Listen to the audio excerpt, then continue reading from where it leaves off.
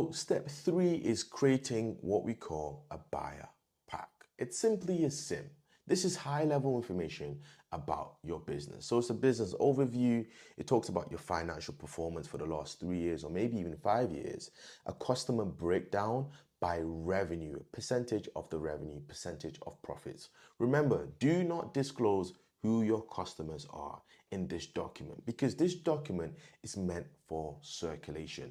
This document is given to a potential buyer that says, hey, I might be quite interested in a company like this, right? And they want to understand a lot more. And then in this document, in the same, you talk about your operational team. Remember, do not disclose any names because privacy is very important at this stage. And then you also have to talk about your growth opportunities.